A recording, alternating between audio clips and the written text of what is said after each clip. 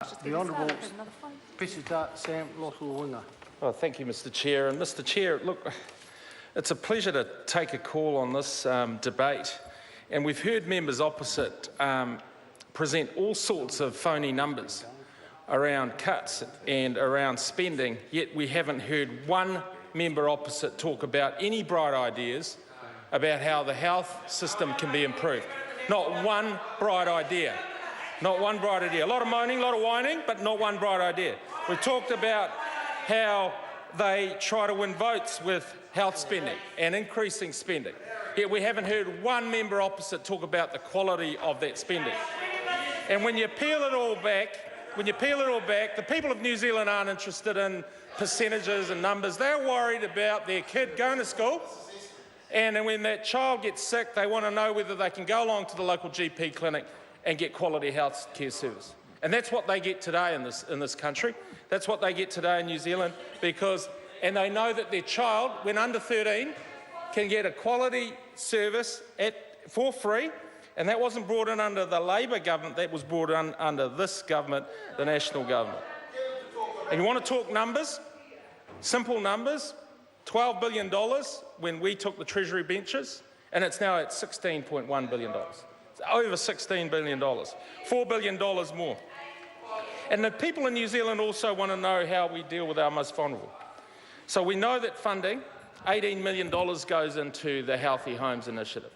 The Healthy Homes Initiative, which gives vulnerable children a really good start in life. It reduces their exposure to preventable diseases, respiratory conditions and the like, rheumatic fever. And we know the rates of rheumatic fever have come down because this government has been concerned for those children and their families and the communities that they live in. And we've made that investment, and you've seen the rates of rheumatic fever come down. We also know that there's been extra spending in the area of disability services, which that member just complained and moaned about.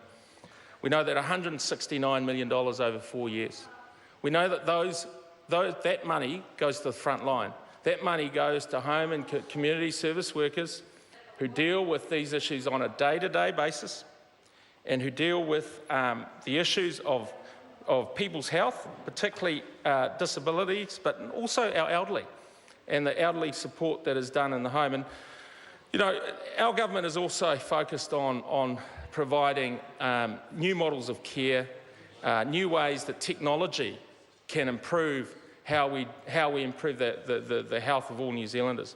And I was at a launch of a product last week where the elderly could do health checks in their home, where they didn't need to be transported to the local GP clinic or the local hospital, and they could do these health clinics at home. They could take their bloods, they could do their blood pressure and various other things to improve their health. And that, sir, is how technology and how new models of care are made under this government and funded by this government in order to improve the health of all New Zealanders. Sir, they also didn't talk about how this government has improved the quality of spending. And you know, we know, and I'm responsible as Associate Health Minister for tobacco control. And tobacco control, we've done quite a bit this year already. We've raised taxes yet again, and we know that 45,000 to 50,000 people die prematurely every year because of tobacco. And I see Ria shaking her head. I won't say anyway.